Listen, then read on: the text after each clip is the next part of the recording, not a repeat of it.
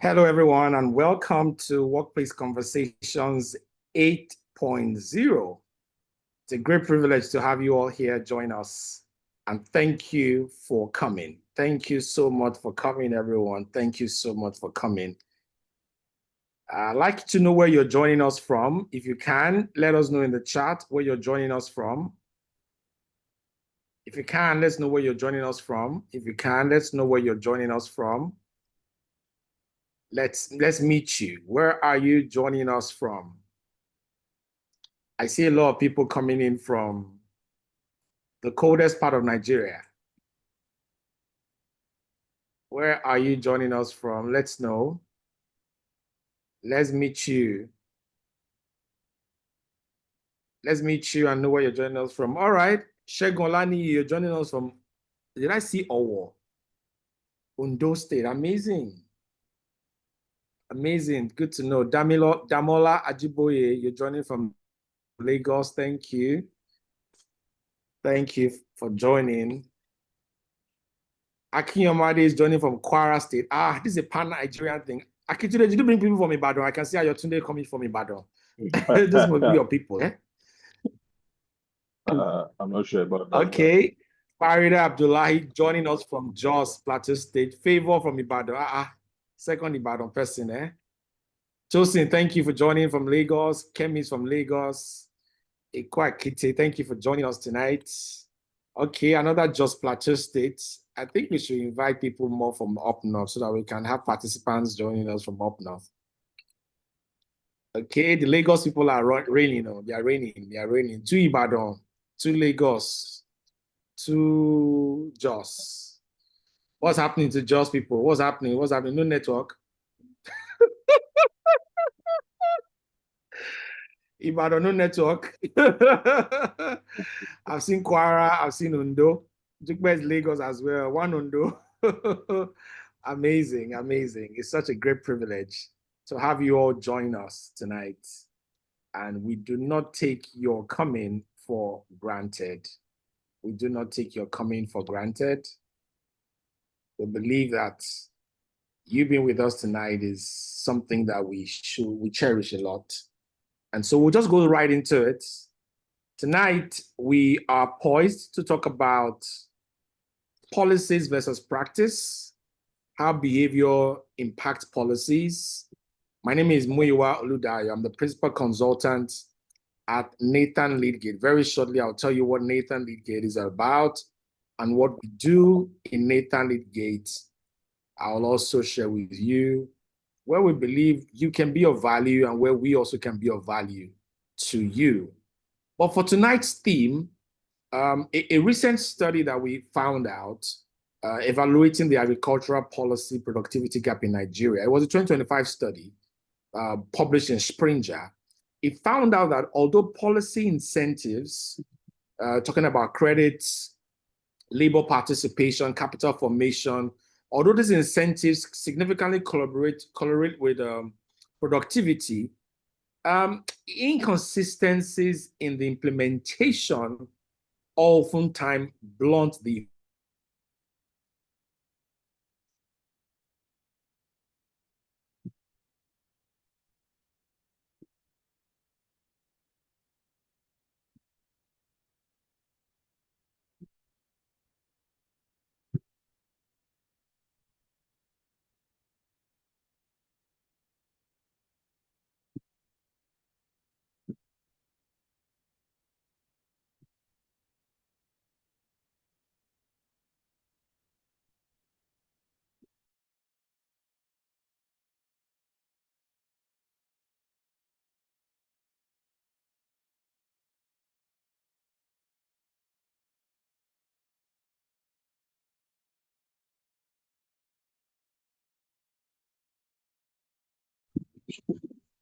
We can't hear you anymore, doctor.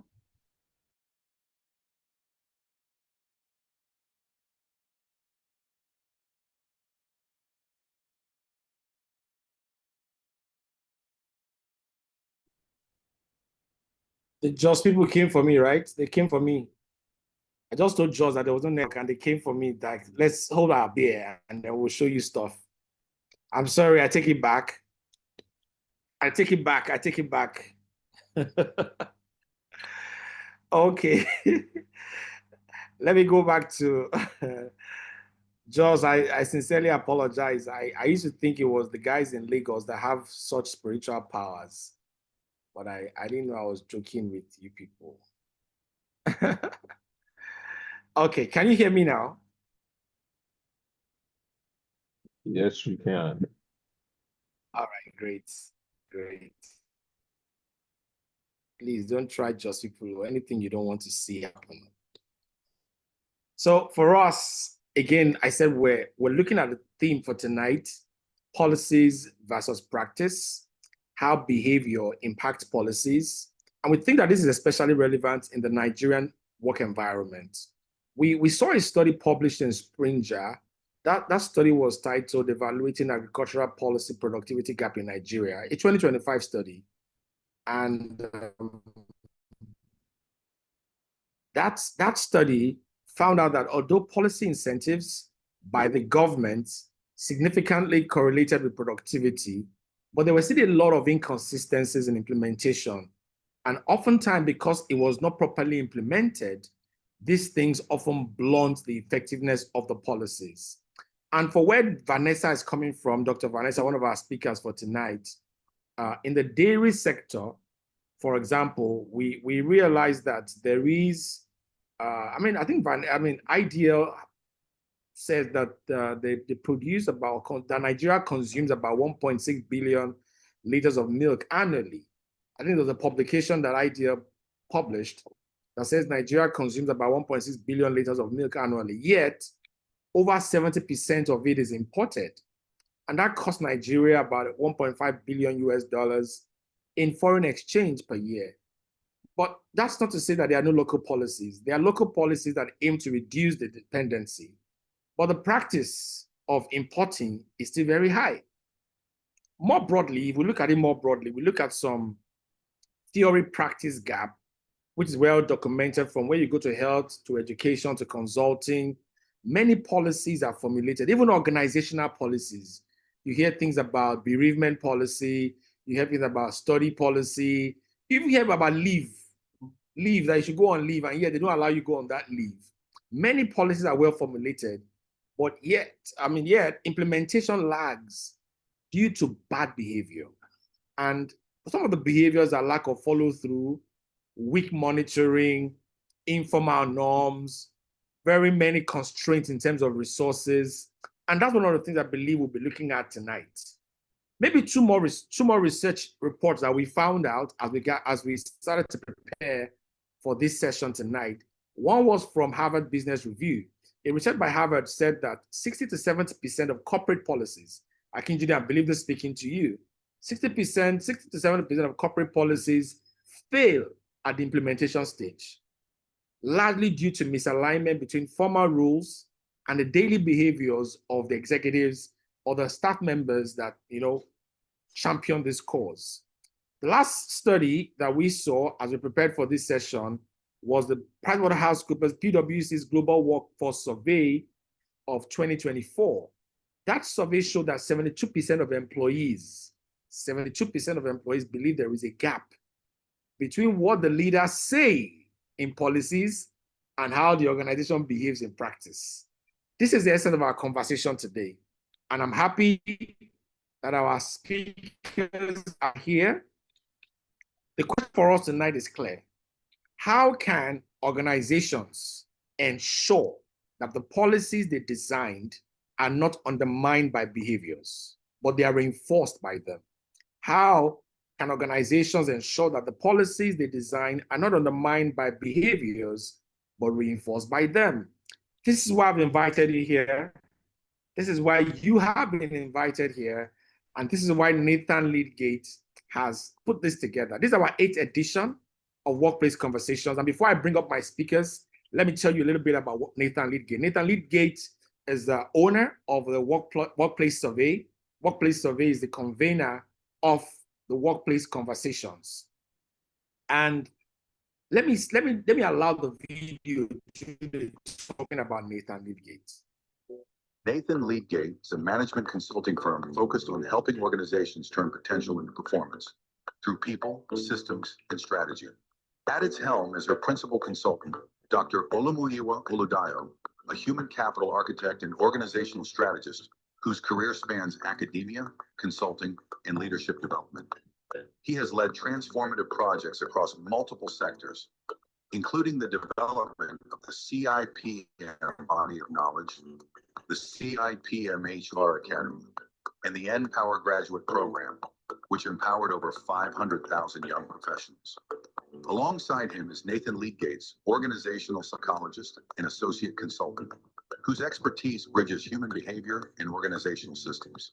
She is skilled in talent development, learning design, and employee engagement, helping leaders build cultures where people thrive. Together, they lead a practice that combines evidence-based consulting with empathy and innovation, delivering measurable results, shaping organizations where both people and performance grow in harmony. All right, that's what we do here at Nathan Leadgate, and I hope you heard that video. Did you hear it? I hope you did. Okay, that's what we do. Beyond that, our service offerings are diverse. We produce bespoke consulting reports. We are involved in actionable research insights. In fact, just the introduction of this session must have shown you that we do a lot of research. We are also very much involved in change management and corporate transformation. We participate very largely in HR operations and advisory. Executive and leadership coaching is one of the areas that we're very big at. Ore is the lead of our talent acquisition service. You heard Ore, you saw Ore a little bit a while earlier. We are also very big on strategy and policy framework development. We deal with a lot of policy development. We design competency frameworks for organizations. We facilitate what I call behaviorally inclined L&D interventions. We design performance management systems, and we design organization design. We participate in organization design and development solutions. We serve everybody that can come to us, and this is the list of our clients and partners. Can I see, is AAO Salak here, Akinjide? I think you are. Yes, third row, right? Middle column, third row. Ideal, are you there? Is Ideal here? Yeah, Vanessa, are you here? Yes, just two rows beneath AO Salak. These are the people that have served us, or these are people that have given us opportunity to serve other people.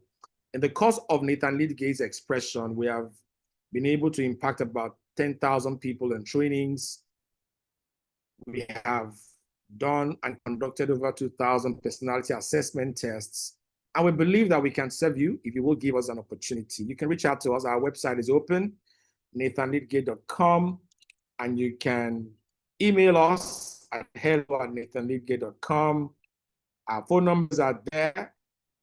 Both of us whose numbers are there, we don't have two lines. So if you call us, definitely we'll pick. You don't go to a voice note or voicemail as the case is. And so that's why we're here. And that's what Nathan Leadgate does every month. We'll be doing Workplace Conversations 8.0. I'm happy tonight to introduce to you our speakers. Meet our speakers. Do they look like what they look? Do they look on camera like what they look at in the picture? Please check. Akinjide looks like Akinjide. Vanessa looks like Vanessa. All right. Let me tell you a little bit about our speakers. But before then, a little bit of information. The recording of this meeting has been recorded, and we're going to share the recording on our YouTube channel. And for all of you who registered to join, if you register to join, by all means, when you get a thank you email from us, you'll get a thank you, and you'll get a link to the video. We will also be having a poll as part of what we do here on Workplace Conversations. We always share polls. So we're going to launch a poll in the course of the conversation just to hear what you have to say. For those who did not register for this event, you joined by some back-end intervention. Somebody sent you the link and you came through the back door.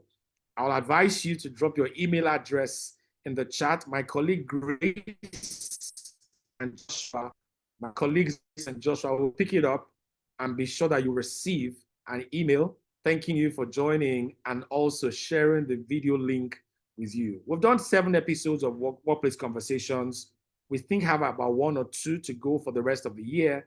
And I think it's really beneficial thing for you to connect with the previous sessions and be connected to us so that we can invite you to subsequent sessions. Now, let me talk about our panelists tonight. These are people I love so much. They are my champions, and they love me also. They love me dearly so much. Let me start with the lady.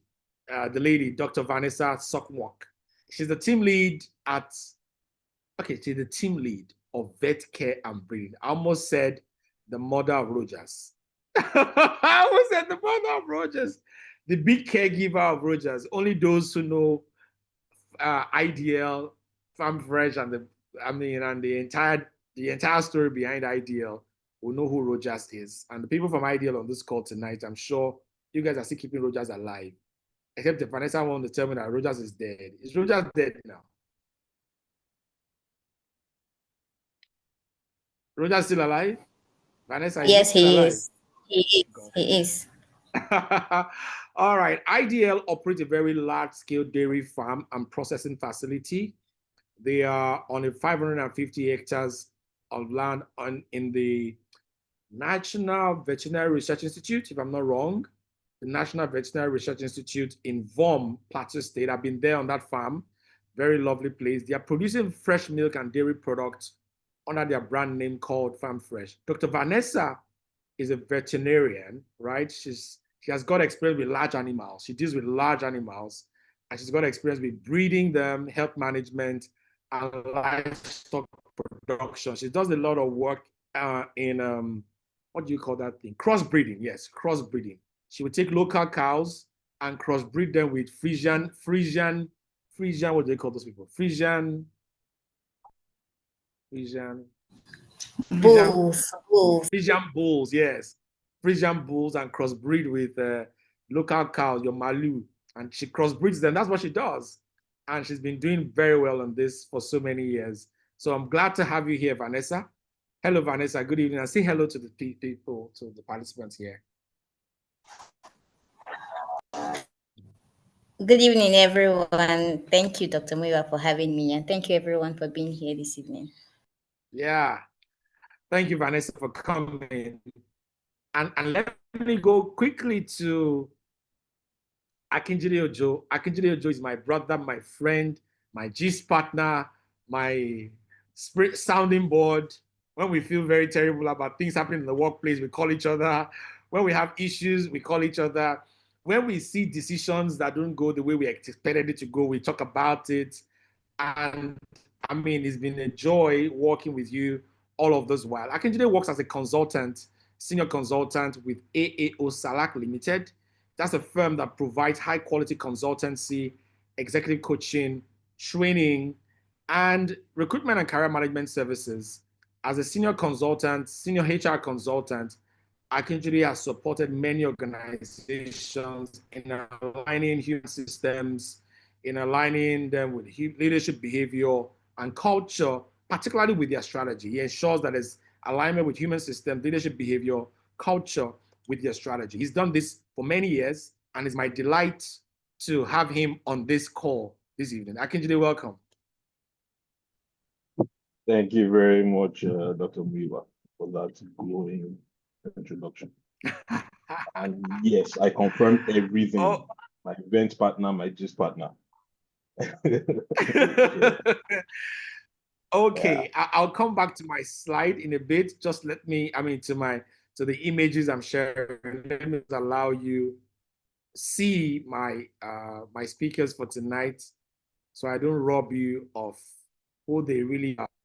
I'm just going to spotlight them for you and not take the shine off them. But I'll join them on the stage too, so that I'm not also left behind. Okay. Now it's time to shoot. And again, I'll do ladies first. Vanessa, you've been in the dairy sector for how many years now? 5 years. 5 years. Oh, amazing.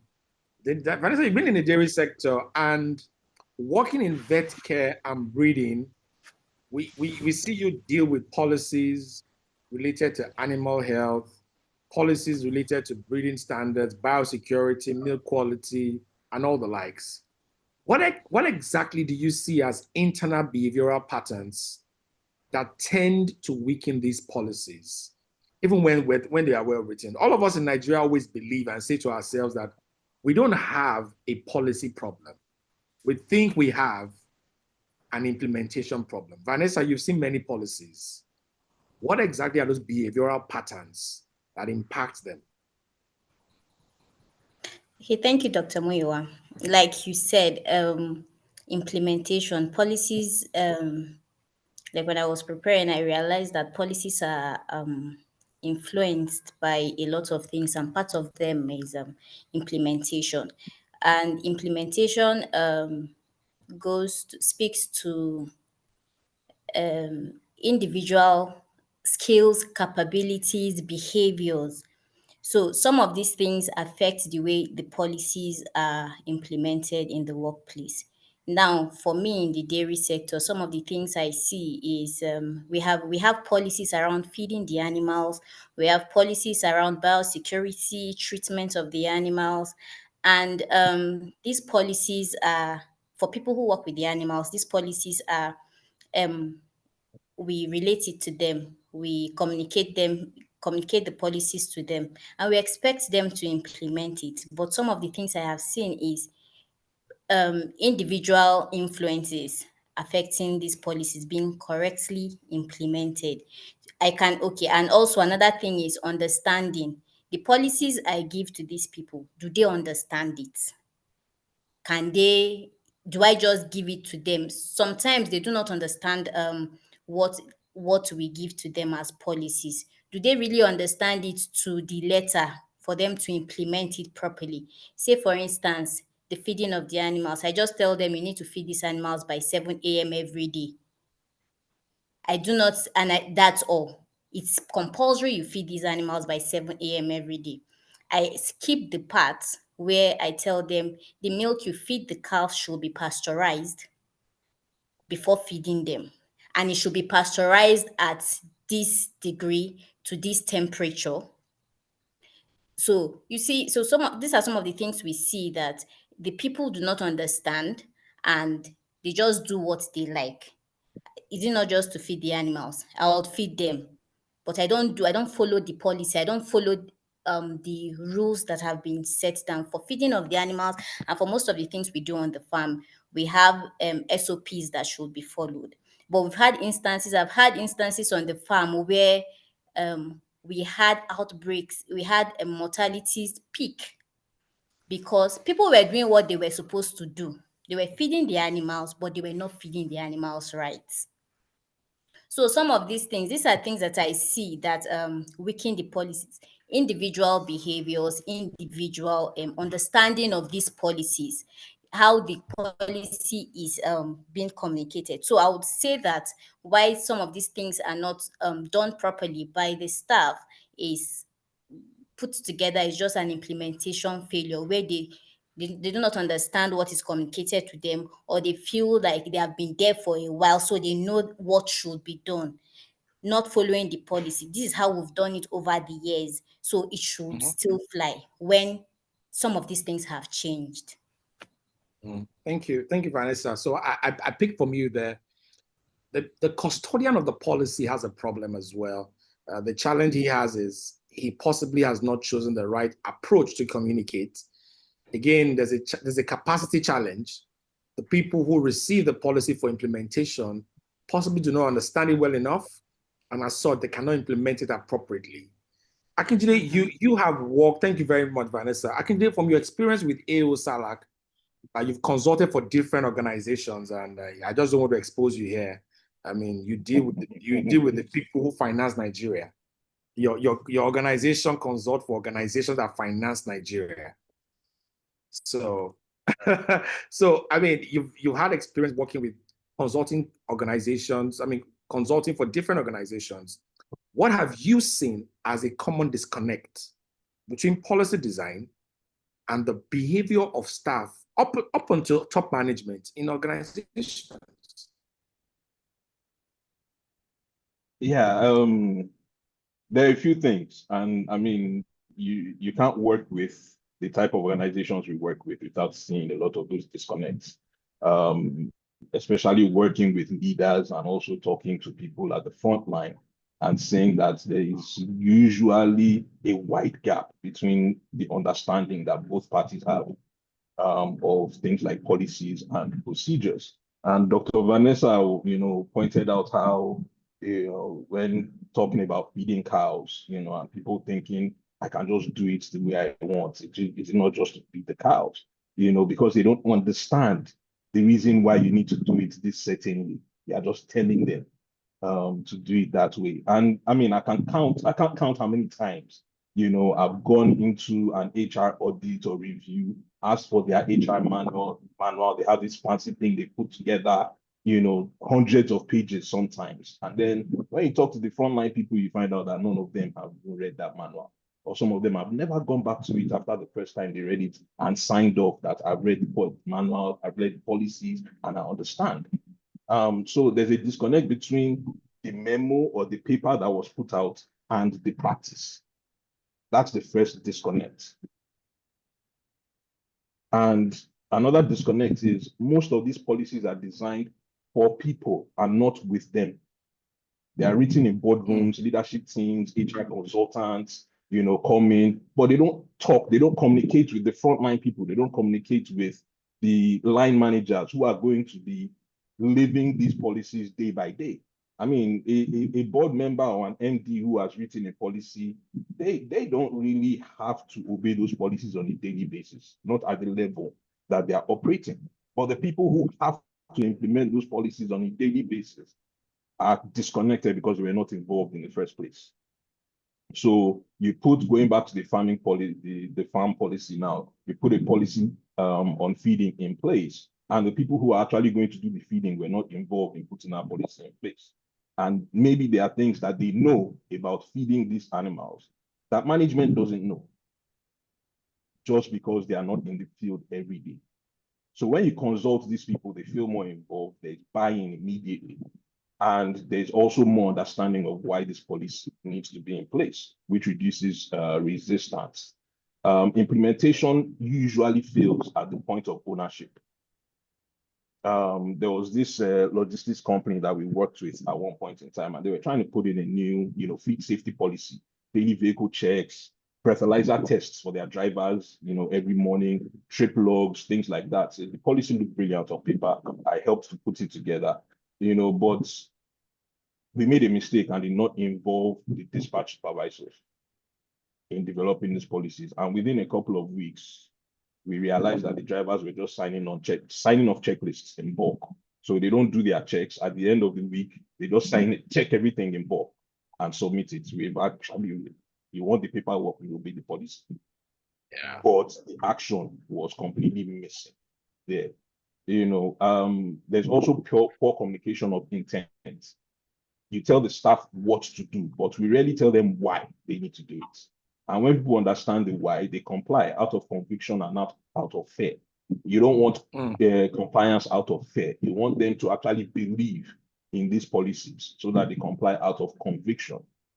There's also the behavioral drift. So we've put in a policy today.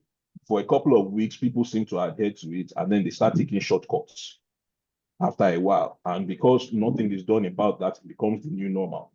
And culture shifts back to where it was before, before the policy was implemented. And leaders don't even notice until there's a crisis. And that crisis now exposes the gap. Yeah. I also talk about middle management. That's the make or break layer. They are the ones that interpret, they are the ones that translate, they are the ones that enforce these policies. And if they are not convinced or properly trained, the policies will die on their desks. They won't even get to the downlines in the first place. So the first rule for me is simple. Don't publish a policy until you've tested it with the people that will use it. But your policies have to live through behavior, like you've been saying so far. And behavior follows ownership of the policies. Yeah. Thank you so much, Akinjide. I mean, you've said one of the striking things you mentioned there was that policies, one of the disconnects you mentioned, you said policies are designed at top leadership level without consultation with those who will enforce them or even use them. Again, you reaffirmed what Dr. Vanessa mentioned, that poor communication of policy intent. you said the why, right? The why. The intent of the policy is not so evident for the people. So staff members see policies as bureaucratic orders, just an order. So I become a compliant person and not necessarily someone that is collaborating or contributing by my compliance. Like those drivers you mentioned, they just checklist, tick off the check boxes, and they cannot really deliver the experience that you want them to. You also mentioned that people now create for themselves, just like Vanessa mentioned, a way to get around it. What is the easiest way of getting this thing done? If they say they just want us to tick this box, yeah, let's tick it now. Let's just tick off the boxes and let us go. I think that's one of the greatest disconnects with policies that we see around. And I think it's important that we all learn from this. Akinjin, I'm going to stay with you. What behavioral barriers do you find hardest to shift when implementing new policies or you are revising policies? What are those barriers that you see that, hey, man, these are the greatest resistances that we have ever seen in your own experience? And maybe I should add a little bit to it to say, what incentives do you tend to help to make those shifts more sustainable? What are the barriers you've seen, the hardest barriers you've seen, and what have you done in your experience, or what do you recommend that anybody facing a resistance to great policies, what incentives do you suggest to them that they can implement to make those shifts a lot more sustainable? That's a good question. I always say that the toughest barriers are the invisible ones. They're usually the invisible ones, the ones you can't see, the intangibles. And number one for me is fear. So fear of getting it wrong, fear of being punished for questioning the policy. I've seen staff who quietly ignore a policy that doesn't make sense because it feels safer to just keep quiet than to speak up about it. So management has said we'll do this, no wahala. Maybe they want policy, no problem. Sometimes there's malicious compliance involved there. Also, instead of someone just saying, hey, I don't think this is going to work based on what I observed in the field myself. Another barrier is habits. People cling to what's familiar. Dr. Vanessa mentioned that earlier too. In our office, we tried to implement an attendance policy at one point in time. And people just kept giving excuses why they were not signing in the morning. When they came in, I was in a hurry to get to do this particular project that we're working on. I forgot to go to the biometric machine. They thought it didn't read my thumb properly. It was resistance to the new routine. And it's because people had already formed the habit of just walking into the office 30 minutes late, an hour late. Eventually we scrapped the whole thing because productivity is more important to us. But that's one of the things that you point out. We went and started that policy without really thinking about it and looking at the people who were going to need to, abide by this policy on a day-to-day basis. And we realized that even with the, 30 minutes, 1 hour late coming, productivity wasn't dropping, because some of us have already done a couple of hours at work before coming to the office in the morning. So that habit stuck, and we allowed it to stick just because, hey, it wasn't, no skin off our backs. There's also leadership inconsistency. So if a manager is allowed to bend a rule when it suits them, everyone else will follow. Nothing erodes credibility faster than leadership bending the rules. It's one of the things that I say on the roads is the police and last man are the first to break the traffic rules, and then they punish the rest of us for doing it. It happens in a lot of offices too, that way. And policy can't stick if management is not living it, if the leadership is not living it. But now going to what helps. Some of these things are things that you'd have heard a lot of times, but they work. Recognition is one of them. Publicly acknowledge those who model the desired behavior. From there, you now have policy champions who are the ones who will champion every policy that comes into play. They are the ones correcting everybody else because they see that you acknowledge their efforts in modeling the desired behavior. At one company, teams submitted perfect, compliance reports. And because the MD called out those teams in town hall meetings, that, hey, these guys, they've been 100% compliant, they celebrated them, round of applause for everybody and all that. Everybody wanted that spotlight. And you saw that, we observed that people started to comply with some of these policies because they wanted them to call their names too as a team. This department, did so well, 100% safety record over the last 6 months. People want that spotlight. So recognition definitely works. You also need to link compliance to growth. So a lot of times our performance reviews, promotion criteria is just about your technical KPIs, your productivity. Did you deliver the projects? But you have to link it to policies also. So yes, you deliver, but you are missing from the office, on average 2 days every week. You are setting a bad example. Other people are starting to copy it. You are not going to get that promotion. Yes, you are good technically, you are highly skilled, but then culture-wise, you are having a bad effect on the company. We are not going to reward that. So we need to tie compliance or with policies to things like promotion and our performance appraisals. We need to celebrate the small wins and give quick feedback. Let's not wait until the next appraisal cycle before we tell somebody that they are doing a good job, or we tell them well done. When you acknowledge behavior immediately, that instant reinforcement keeps the momentum alive. And I'll wrap this up with clear accountability. It's more powerful when teams hold each other responsible. When people know that, when there's slippage here, the whole unit suffers. The whole unit score will suffer. Collective discipline will tighten. So what some companies do now is, apart from your own KPIs doing performance appraisal, they look at your performance, they look at the team's performance, they look at the organization's performance. Everything comes together to end up in your own performance appraisal score and your bonus. So it's not just you meeting your targets. If the team is not compliant or the organization is not, it affects you. So you are encouraged to make sure that everybody else is compliant and not just you. You are no longer working in the silo because you want to earn as much as you can on your bonus at the end of the day. So that is one thing that also works. So policies will fail when there's silence. Recognition and reinforcement is what we will use to keep them alive. Actually, you delivered a masterclass there, and for me, I was just looking at Vanessa and nodding her head like, okay, what else am I going to say on this call now? Actually, seems to have answered all the questions.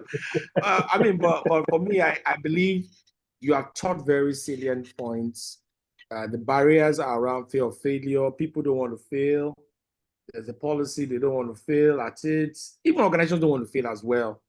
You find organization, people, particularly leaders, you talked about leaders. The moment I see a policy is going to come out and I will lose my autonomy, maybe before I was signing a particular level of check, and now a new policy comes out, a new finance policy comes out and says, my limit is now 500,000 naira. For that reason alone, I'm just resisting the new policy. I'm bringing every reason why that policy is not going to be effective for us. Thank you also for all of those incentives you have shared. If there are leaders on this call, there are managers on this call tonight, and I can see a number of them here, those who lead HR, those who lead learning and development, those who lead their departments. There's wisdom in this conversation tonight to say, recognize the people who are doing well. John, you're here. Mr. John Mote, I can see you. Esther Adinyojo, I can see you here. Nkem Olajide, thank you for joining as well. You can go ahead and identify your team members that are helping you to succeed, and reward them even from your pocket. It doesn't have to be organizational money. By the time you reward them, you realize that you are reinforcing good behavior, and that good behavior makes them more compliant to the policy. Akinjide, thank you very much. Vanessa, I'm coming back to you since you're on the farm, so I'll come back to you on the farm. But it doesn't look like you're on the farm because I can see perfume bottles by your right. You are doing side hustle on this. You are doing side hustle. I'm your customer, and I need to confess to the world here that I'm one of those who buys fragrances all the way from Jos. They ship it from me to Lagos from Jos. And that's, if you see Vanessa's right there, those are some of the bottles that we have used. Please, I need that contact. Thank you for the PR, Dr. So, Vanessa, but this is not the farm, right? But in the context of dairy farming and breeding, have you found very specific incentives that motivate your staff or maybe staff of other entities that you have worked with to follow best practices? Have you ever found some of those incentives? Maybe it's financial, maybe it's recognition, like Akijide said, or maybe structural, to ensure that they follow the best practices on things like animal health, record keeping, breeding schedules, all those feeding things you talked about. But on the flip side, as well, what frustrations do you think affect compliance? Have you seen incentives Okay. that ensure compliance? And then what frustrations impact compliance? Okay, thank you, Dr. Moyiwa, again. So let me take it up from where Akinjide, he mentioned something about mid managers being the ones to um, assist in implementing paraphrased. They are the ones that, like the name mid managers, you are the one standing in between the policy makers and those that actually implement it on the ground level. Now, for incentives, recognition, like he has said. Now, even I have found that even as little as letting people know that you see them. I tell my team members, I see you, I see the effort you have put in. I put out the numbers there for them, see what we have been able to do because we have complied to XYZ. It motivates people. They know that they are not just like for me, my headsmen, and don't think of headsmen in the Nigerian context. They are the ones, the herdsmen are the ones who take care of the cows in the field, move them around, feed them, just check on them, check them for heat for when we breed, for us to be able to breed. Now, these people are there just in the field, and it doesn't look like people see them. It looks like what they are doing is very menial, but in the bigger picture, you would see that the little things they do contribute to the bigger picture. Now, one of the things I have found that works for me is that I make them understand how their little efforts reflect in the bigger picture, how important they are. So they don't just think that they are just wearing their green uniforms and you moving the cows up and down. That is one. Secondly, I have found incentives like even Dr. Moyiwa, you mentioned something about it, even not, it doesn't have to be from the organization's pocket, even from your pocket. Imagine just coming to work and you buy your staff lunch, your team members lunch. It makes them happy. But again, let me bring it down to the farm specifically.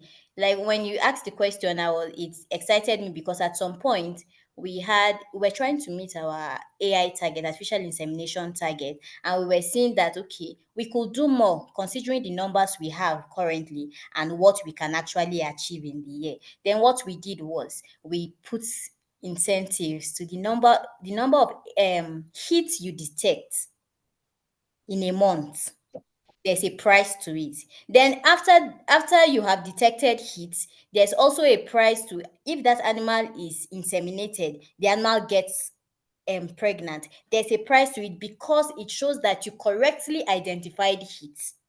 Then now there's also a price to whoever it is that inseminated the animal. How many animals did you inseminate in a month? There's a price to that. Now, how many animals got pregnant after insemination? There's also a price to that because it also tells that you did the AI correctly. So those incentives in that period, the numbers were going up. But again, a lot of people will just come and put in. What I also found was a lot of people will just come and put numbers and they found these animals on heat. Then we now refined it and said, okay, the animals have to be correctly on heat. So you see, those who identified animals on heat and the animals actually got pregnant, they're getting more money than the people who, and the incentives was monetary, who just identified animals on heat and the animals didn't get pregnant. So it also helped people adjust their behaviors to correctly identifying the animals on heat because they know that they are going to get more money. And if the animal gets pregnant, they are going home with more money. And these incentives just come when everywhere in Nigerian parlance, everywhere don't red, they will just see money from somewhere. They will be like, where is money from? It's the incentive from heat detection and artificial insemination. So I found that all of these things help monetary, but also, and in looking at it, it's just like what they call it. I think it's carrot they call it, trying to make people incentives for people to adopt policy. Then there's also the part of um Stick, the whip, the stick. where yes, the whip, where the people have to, this is what we need to be done, and if you don't do it, these are the consequences. We are not accommodating for areas where we are not accommodating anybody with any laissez-faire attitude. You have to abide to this. So there's also that part. It's not in all instances we use the incentives for people, because there are things that are quite sensitive, that you are not just trying to pamper them to do it. You have to do it, and if you don't do it, this is what these are the repercussions that you would face. So I have also found that both, it depends. You just have to be um apply some wisdom to know when to apply which. Then also, in terms of disincentives, when or frustrations, you bring in new policies, but the things that needs to be done for the policies to be um adopted or implemented is not there. Say for instance, you say animals must be treated every day at so time, or vaccines must be given in January every year, and by December, I'm trying to push for purchase of these vaccines, or by January, we don't even have the vaccines on ground. How do we keep to that? So these are some of the frustrations. Or when you have even promised these incentives, you just make and the people put in the effort. 1 month passes, 2 months pass, 3, 4, 5, and they've not seen anything. You now leave the manager in in in a situation where they have to be explaining, I'm trying to follow up. Meanwhile, maybe in the real sense of it, nothing is going to be done. But that thing was just said, that the incentives were just put out just to make people do the work with no plans to actually do it. So you are left in a situation where you have to start explaining, okay, no, they are going to do it this time. Or maybe after a while, you just see that, and they'll just, after 5 months, 1 month will now come in, something like that. So these are things that frustrate effort. At the end of the day, sometimes for us to cushion some of these things, you have to be the one to step in. You try to step in to do one or two things for the people, just to calm their nerves and to get them, because at the end of the day, you need to get results. So incentives, the carrots, the whip, they all work for me. They have worked for me. And also the but we just have to, like I said, we just have to know when to apply which. And also some of the frustrations there, we try to avoid them, but these are some of the things that can make policies not to be adopted. Thank you. Thank you, Vanessa. And I mean, for those of you who have been consistently joining Workplace Conversation, Ayotunde, where are you? Okay, I see you. Ayotunde Olukolu, thank you you are a very, very consistent person. Thank you so much for joining. Olaitola Dimeji, you've been a speaker and you're still joining as a participant. Thank you also very much. You realize that we're bringing in what you call it? We're bringing in Vanessa is from the dairy sector, and many of us on this call possibly are used to, corporate setting, management, technology kind of stuff. It was deliberate to bring Vanessa in here from the farm so that we can see that what happens in the visible sector is also happening in the areas that we do not see things happening. So thank you all for joining for that. Okay, it's time for to a poll now. I need you all to participate. I'm going to launch a poll. Please confirm for me now if you can see my poll. My poll come up? Can't see it. Okay, there it is. Yes, it should. My poll has come up. So please, everyone, participate in this poll. The question is just one. I don't have two questions for you. The question is one. And I think you have how many options? 4 or so.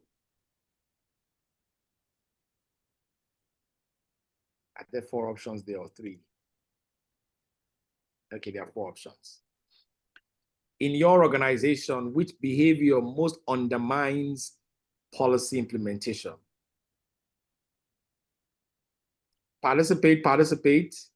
Thank you to the 9 and 10 people that have participated. Thank you to you all. About 50% of the participants on this call have participated in the poll. I hope you are not just a placeholder on this call. Favor, have you voted? Please vote. Make your vote count. Hello, sir. Good evening. Our INEC is Hello, sir. Good evening. Anthony, how are you? Very well, thank you. I can't seem to find the poll, so I don't know where it is. Oh, really? And everybody else in the poll? Yes. People are voting. Ah, Wow. okay. Maybe you slide. Is it in the chat box or it's placed on the screen? Just slide your phone. Oh, okay. I mean, Kem is voting. Oh, okay. Okay. Have you seen it now? No, I haven't, but it's okay. Maybe the next one. Thank you. My belle. So I should not count you then. I'm looking for 6 more people to participate in this poll. I thought I saw Lukman Baba a few minutes ago. Shegun, have you been able to vote? Shegun, go ahead, speak.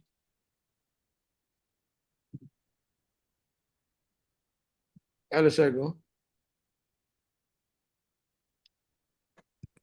Yes, sir. I don't know if I can. It's a question anyway, so I don't know if I can go ahead. I think you should ask now. No worries, we can take it. Okay. Thank you very much for this conversation. Thank God we are even bringing this up. I just want to get a clarity because I have seen policy becoming like a law that we often use in organization, and I expect that policies are meant to be. I stand to be corrected.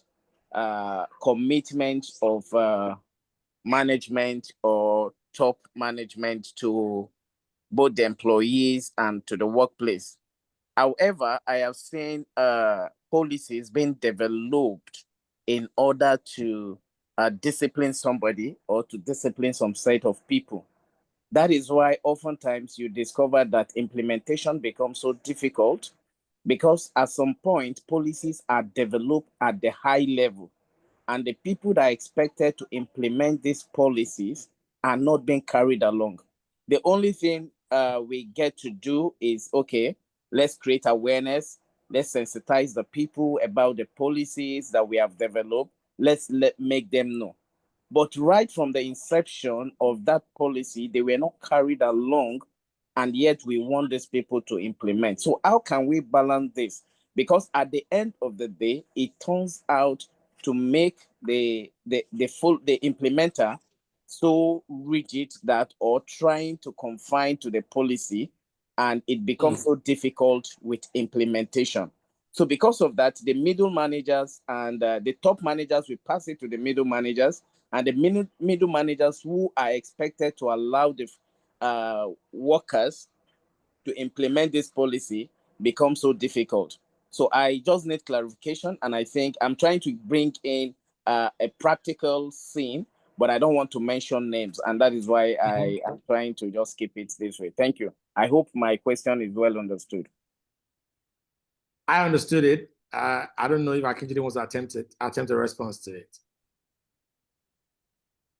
Okay, well, I think it goes back to, what some of the disconnects that we talked about earlier, and you're very right when you pointed out that the people who are expected to implement these policies are not being carried along in the first place. And that is something that has to happen if you don't want that policy to be dead on arrival. The people who are going to implement it need to be involved in development of the policy. Like I said, there are some things at their level that they are seeing that you might not see as top management. And when you are developing that policy, you are blinded to some of these realities that the frontline managers, the line managers, the middle managers can, open your eyes to. So definitely people need to be carried along. When it comes to policies being developed to punish people, sometimes it seems that way because it is when you're in crisis mode or you've noticed a gap somewhere that you now go and realize that, oh, we don't actually have a policy to guide this, and this is why it's happening. So you now have to go back and now develop the policy. At that point in time, people see it as, oh, because this happened, you now went to go and bring a policy. So it looks like a punishment, which is where communication comes in. You need to start to educate people from the beginning as you are developing that policy. You need to start sensitizing people and educating them that, look, this is coming and this is why it's coming, so that they understand what is going on and they understand that, oh, it is not a punishment. It is a policy that is being put in place in order to make sure that this does not happen again or things work smoothly, next time we face this particular issue. So those are the gaps, those are the things that people in the management needs to do in order to, make sure their policies are not dead on arrival. I hope thank I you, answered your question. I think that's spot on. Vanessa, do you want to add anything to it? Okay. So I'm about to release the results of the election. So about 90% of you participated in the poll. Maybe a few that didn't participate were like Ayotunde that had a challenge. So I'm going to release my results now. And you've got to confirm that you can see the results. Now, can you see it? That's the result of the poll. Can you see the result of the poll? Yes, Do you agree? In your organization, which behavior most undermines policy implementation?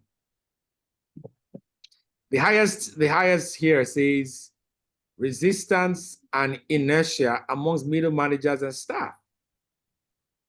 So that's a critical point. That's a critical point. And for everyone here, if you don't pay attention to the middle managers, you are at best about to lose. You're at best about to lose. That's the critical point. That's the critical element where change really happens for the organization. Change in behavior, change in policies. Success really happens at the middle. At the middle. Success is really not at the top or at the bottom. The guys at the middle are the ones that drive success. The least thing you've all said, you said resource constraints or lack of capacity is not a critical thing that undermines implementation. Vanessa, you can manage the people without the resources. When there's no money, you find a way of encouraging that you are a motivator. We also said here that leadership inconsistency and lack of clarity is also not as important as the people not being willing. I think the willingness sharing, the willingness of the people, the willingness of the staff, I think is the greatest barrier to the policy implementation. Thank you everyone for having your voice, and thank you for that question. We're trying to wrap up now. We're on the final stretch, and I have a question about leadership and modeling culture. Vanessa, you are the team lead of your department, and modeling behavior is very critical. Can I ask you very directly, what leadership behaviors in your role have you found to be most effective in ensuring that staff members follow policies? What leadership behavior have you found to be most effective in ensuring that your staff follow the policies? Okay.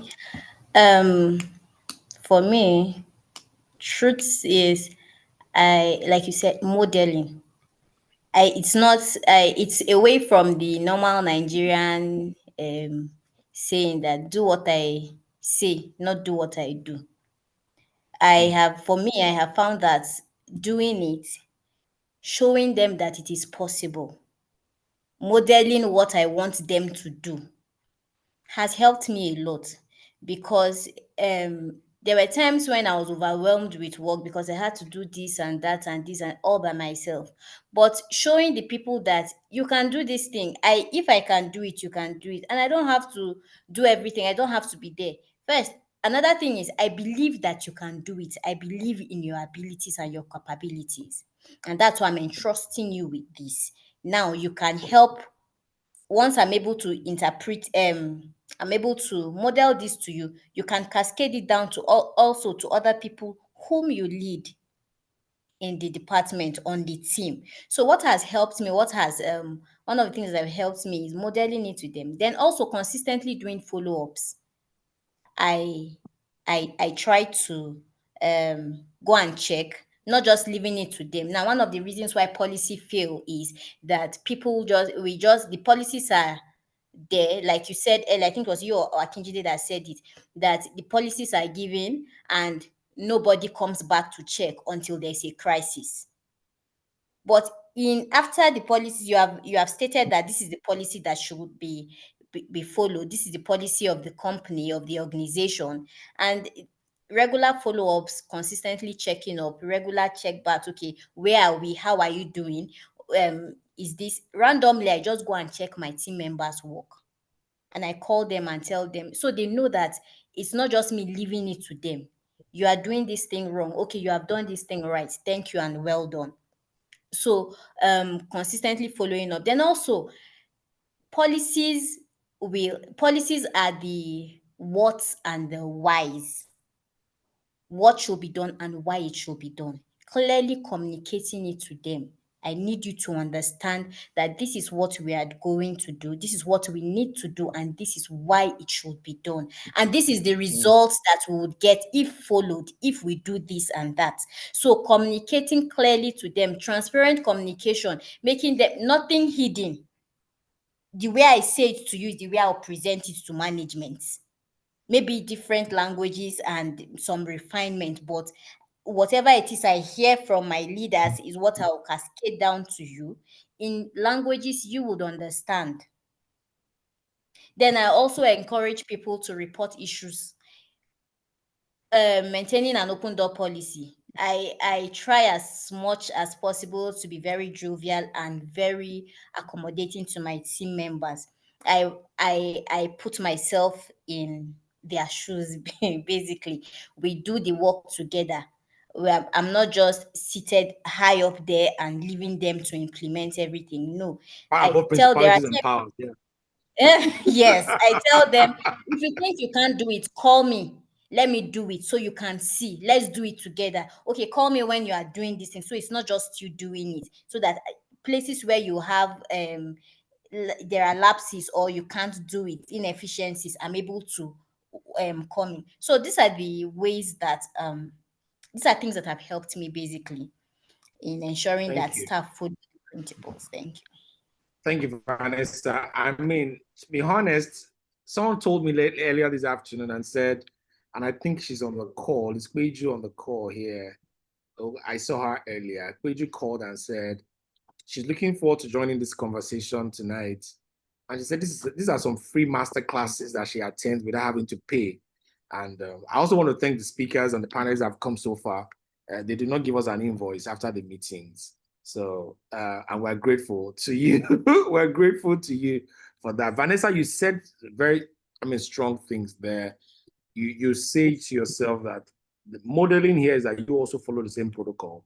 Like Akijide was saying, if the leaders were the ones also signing the attendance, chances are that the guys who are not signing attendance will start to sign it because the leader is also following the protocol, right? The moment the leader doesn't do it and he's shying away from doing it because he's the boss or he has a superior argument for why he cannot do it, the people will not do it. Well, thank you also for mentioning the walking about. You go up and down trying to ensure that the people do it. My former leader, vice chancellor of blessed memory, once told me that there's what we call management by wandering. Wandering, WANDERING. Management by wandering. You just go up and down and just try to check if the things that you have said, set in the place is working. One strong quote that I think I should share with this audience tonight is the first time I heard this quote was from Mrs. Faith Oyedepo. She was the first person that ever used this quote. She said, never expect what you don't inspect. And I think that Vanessa, you were very spot on when you said that. Never expect what you don't inspect. Yes, you have set the policies, but if you don't check it out, and you are assuming that people will do it because you are trusting them to do it, you will be the one surprised at the end of the day. You just realize that they've been serving your animals glucose. You've been giving them glucose instead of other things. Or you've been seeing that the people have been applying for 20 days leave when they were actually due for 10 days leave. You know, those things, if you don't inspect it, don't expect it. If you will not inspect the practices, don't expect to see compliance to the policies. And that's one of the things she said. Akindele, let me come to you from your consulting work. And let's cut the leaders some slack here. Let's cut this leader some slack, because again, John Maxwell says everything rises and falls on leadership. But let's cut our leaders some slack. There are blind spots that leaders have. And these their blind spots oftentimes will sabotage all the efforts to align behavior with policy. In your own experience, what are those blind spots that you have identified? And maybe a quick addition to that question would be, where do you think leaders believe things are working in practice and they are not?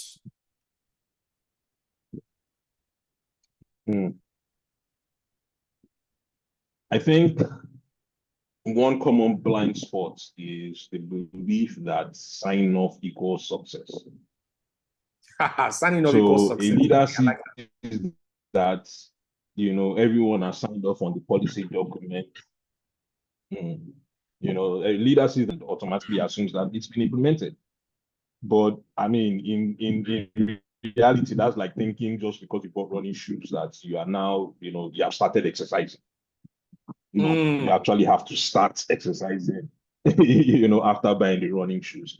So implementation, you have to make sure it's actually being implemented, and talking about the inspections, walkthroughs.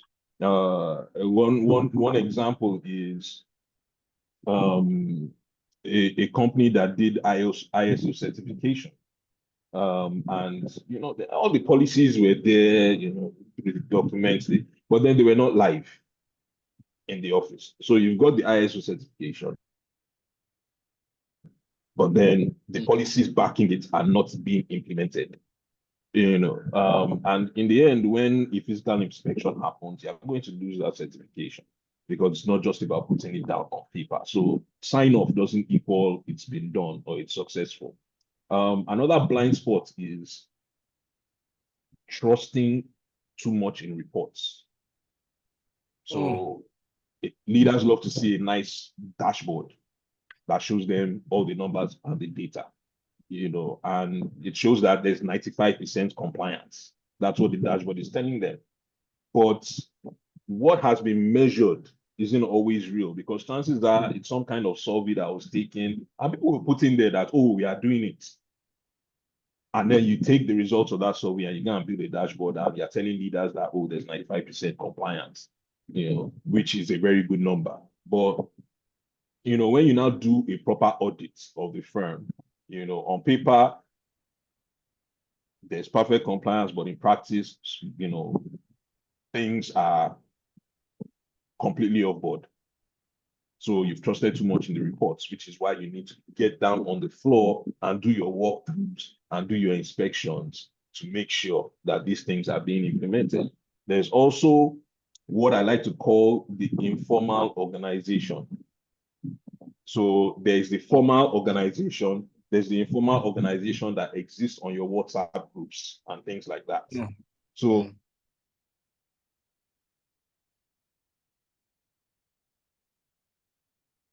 our company has a WhatsApp group organization. Even the one the MD is part of is an informal organization. So we are seeing paper memos, we are seeing, roles, reports, KPIs, and all that, but the actual behavior is being shaped in the informal network, not in the formal network. we are chatting behind the scenes. That policy that they brought, I don't know what they are thinking of. Me, I'm not. Shebi, they said you should just for us to take the thing. I will take it, no worry. The behavior is being formed there and not in the memos and papers that you are seeing in the formal organization. So that is where you need to start doing some re-education. Chats in the hallways, chats at the lunch tables. That's where the norms are being set. So you need to be working within those parameters in order to make sure that behavior is matching your policy. And the final one I'll talk about is over-focus on control and underinvestment in culture. So policies can't survive without rituals that reinforce them. And those rituals are rooted in your culture.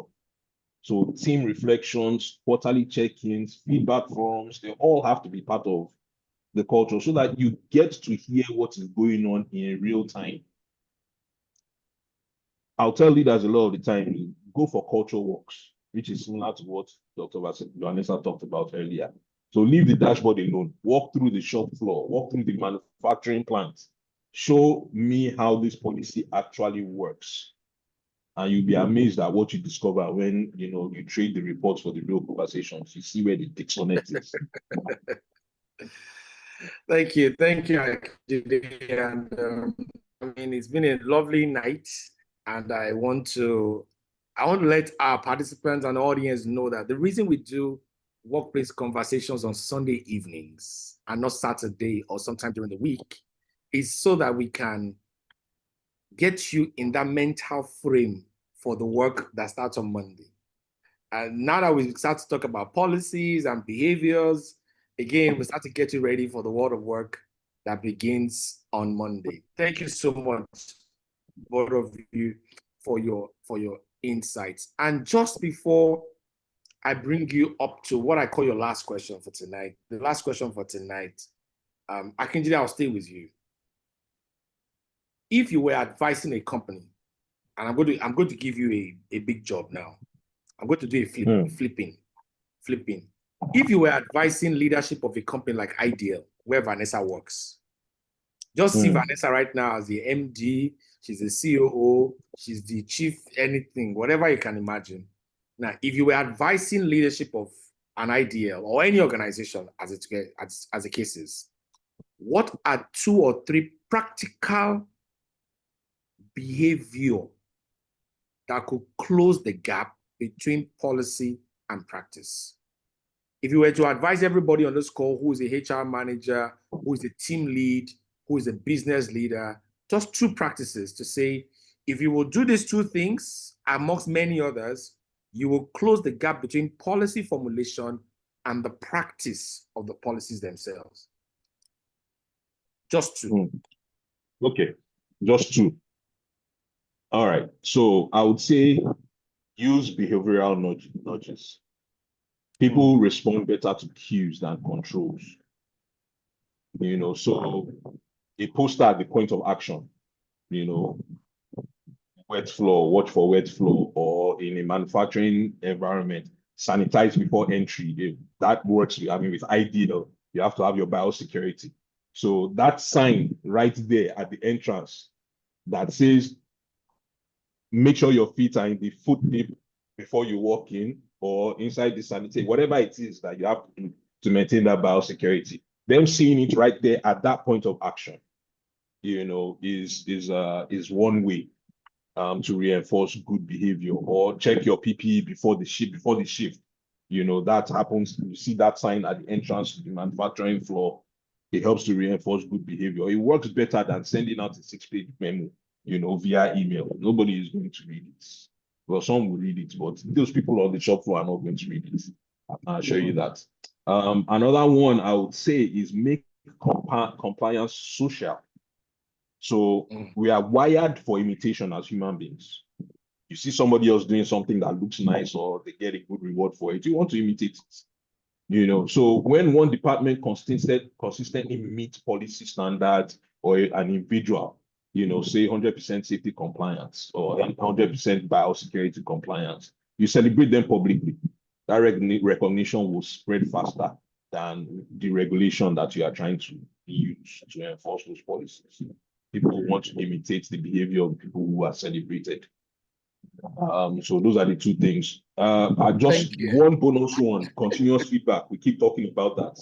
Yeah. Run your quarterly pulse checks and surveys so that you know what is happening real time. Behavior doesn't change through enforcement. You have to be involved. You have to involve everybody. Thank you. You have to sneak in that one there. I'm sure you're wearing sneakers, so you can sneak it in. now, you see, when you were talking about biosecurity, I remember when I was on the farm in IDL in Jos, Vanessa made me wear that boots. That what do they call that boot again? That is it, rain boot, Yeah. I had to wear it. And even though they gave me the rain boot, when I was going to enter where the animals are, what do they call that place? Where we're taking care of them, Vanessa. What do you call that? Paddock. No, not paddock now. The calf pen. The what? The calf pen. Calf pen.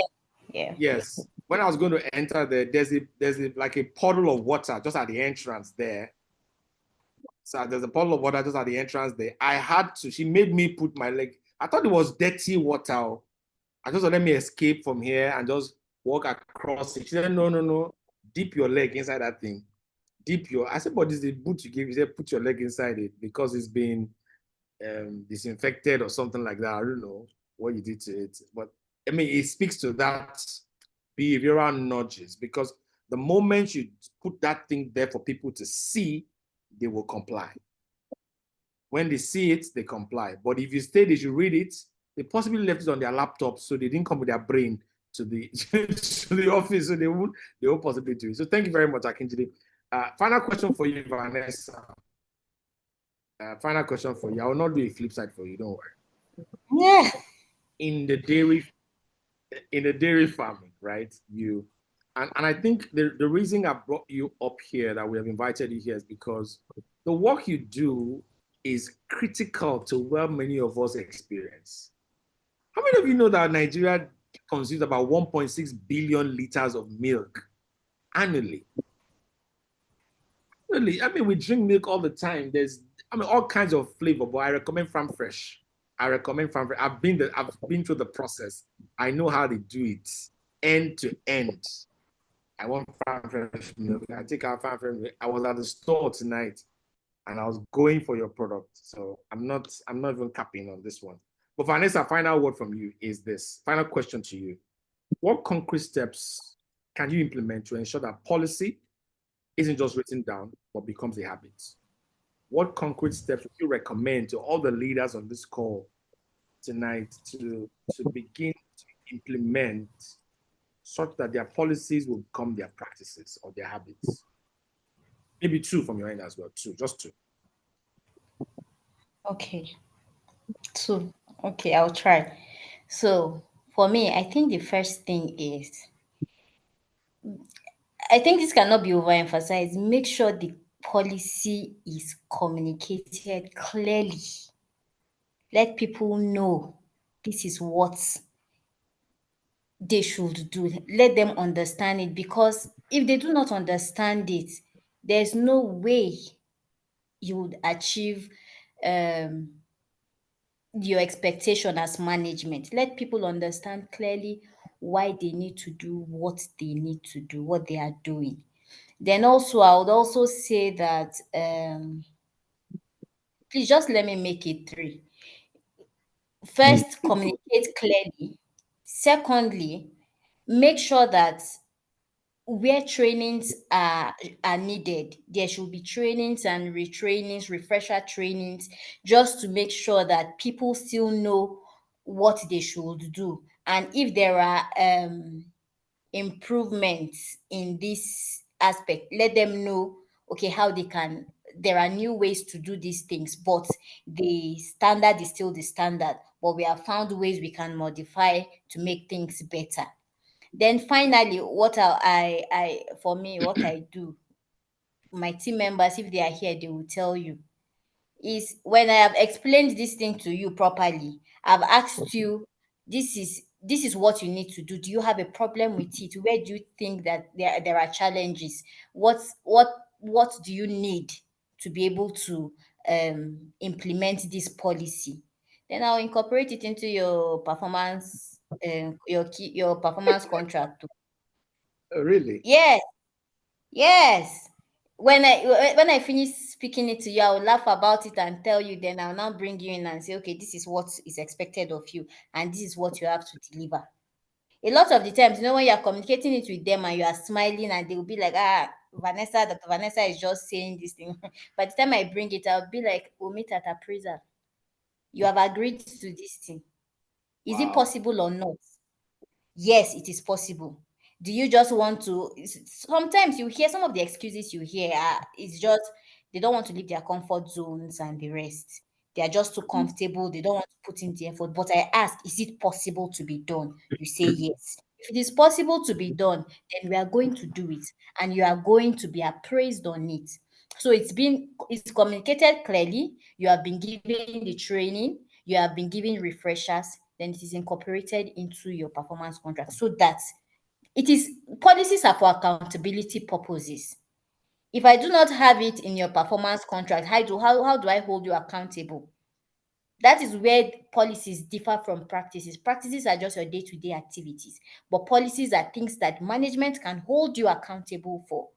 So that is why it's going to be incorporated in your contract, in your performance contract, so that we know we'll be able to achieve, and everybody will be happy at the end of the day. Thank you.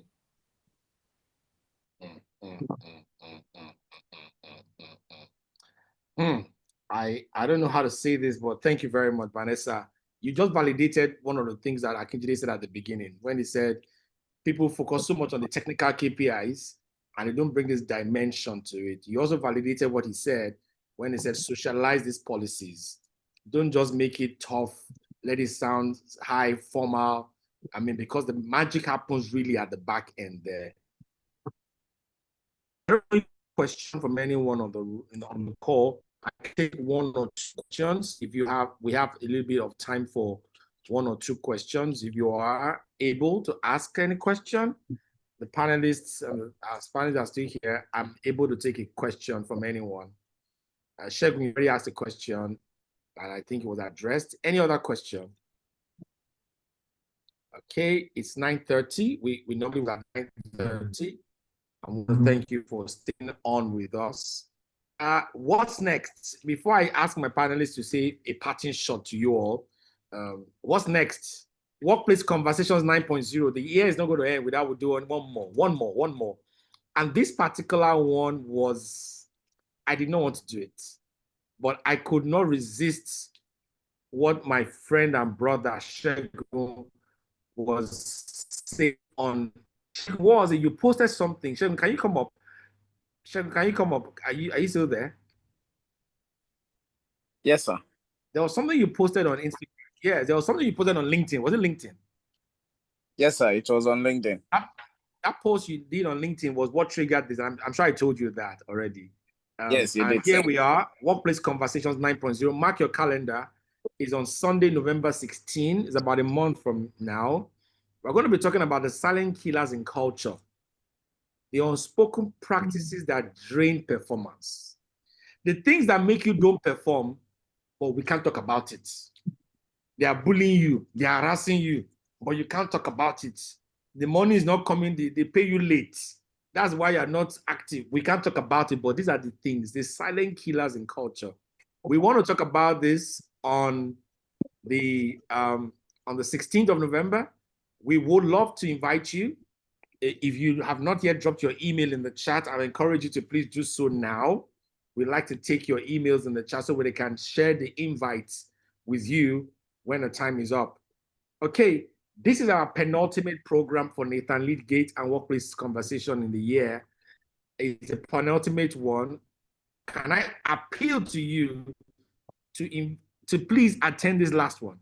This is the last one here. Can you see it? Becoming a Consultant to Kings. This is a flagship program. It's taken me 5 years to do the second edition. Becoming a Consultant to Kings 1.0 held in 2020. I've been shifting, I've been struggling, but this year I'm doing it. My team members are happy to see me post this finally. We're going to be having this on the 27th of November, just 1 week after Workplace Conversations 9.0.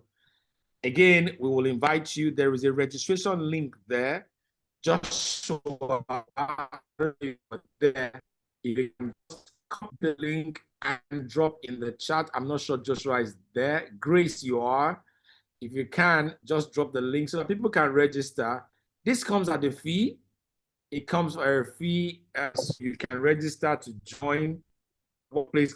This is becoming a consultant to Kings. What we intend to do here is to help people solve problems.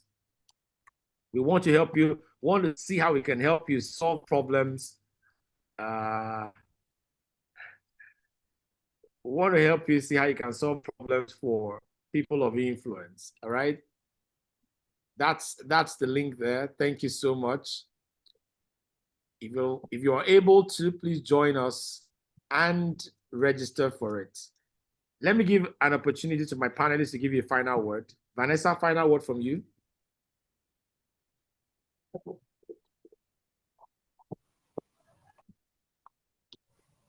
Okay, thank you. It has been an interesting conversation, but my final words would be that policies bring predictability and comfort to employers.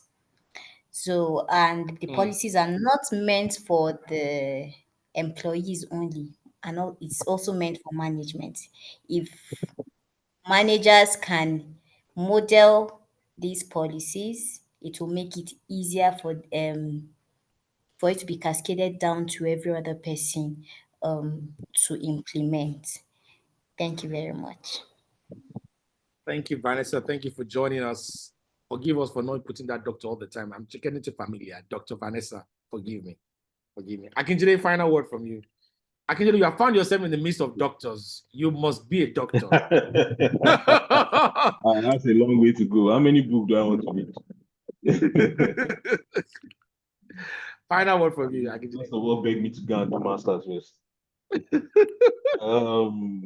Anyway, thank you for inviting me to speak on this panel. It's been enlightening, and it's reinforced certain things in my mind. You know, one of the things that I'm reminded of is that policies will fail if people simply stop or don't believe in them. Every organization that I've worked with, there's none of them, from oil and gas to technology, they all have strong intentions on paper. But intention doesn't build culture. It's the behavior that does. And people don't just, they don't resist your policies. They resist the inconsistency that they see. They resist leaders who say one thing, but model another. So the real work for leaders isn't in drafting the next policies, in living the current one. The ones you have on ground, are you living them already? If you are living them, when you draft the next policy, it's easier to obtain buy-in. If there's one thing I encourage every leader here to do tomorrow, it's this. Pick one policy, anyone that you have on ground, and walk around asking people, how easy have we made it for you to abide by this policy? And you will learn more in that one walk than in any board review or that any dashboard will show you. So my closing thought is simple. Write fewer rules, leave better examples. That's how we'll bridge the gap between what's on paper and what's in practice. Thank you so much. Punchline: intention doesn't do the magic. It is behavior. Intention doesn't build culture.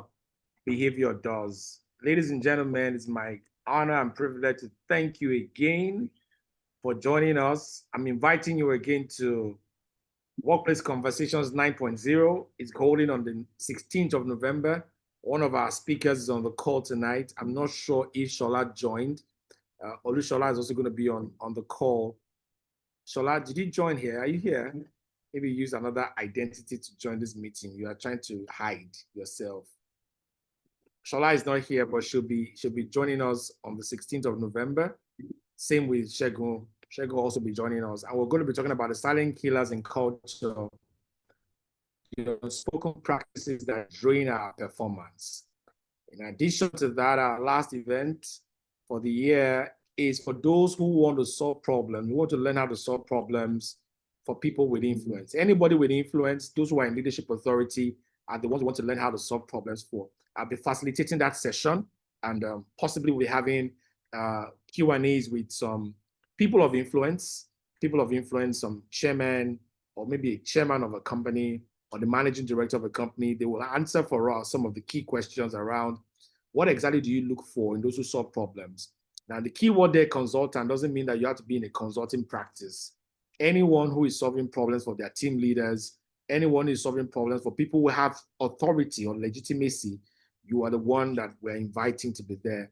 And so if you can look in the link there, Joshua, help me drop the link in the chat for registration. I'm inviting you to please do so. There's one more thing I want to do this year, and I'm not sure, but I think we should do it. All of us who have attended workplace conversations for this year, I'm hoping that we can plan a physical hangout sometime this year. But unfortunately, some of our guys who live outside Lagos, you will have to join us on Zoom because you participated on workplace conversation on Zoom. So you join us Zoom. But we're hoping that we can host all the participants and all our speakers and panelists for the year. We can host them to a physical hangout at the end of the year. All right, I'm sure you're looking forward to that. John Mote, you've been one of our speakers. I'm sure you're also looking forward to that. Bumi, I'm so sorry I can't bring you from Abuja now. You may not be able to participate, but anyone who can, will be glad to have you. And so please, thank you again and again. Having said that, ladies and gentlemen, thank you so much for your time, for being part of Workplace Conversations 8.0. We have seen how sectors, even like the dairy ones, we have seen how policies are only meaningful when behaviors align. And with good design, with good leadership, with good incentives, with good culture, with good practice, we all can ensure that people will catch up with the policy. Having said that, have a beautiful evening, have a great week at work, and ensure you align all of the time. Never expect what you don't expect. Have a good one. Good night. Thank you. Good night. Thank you and good night. Thank you.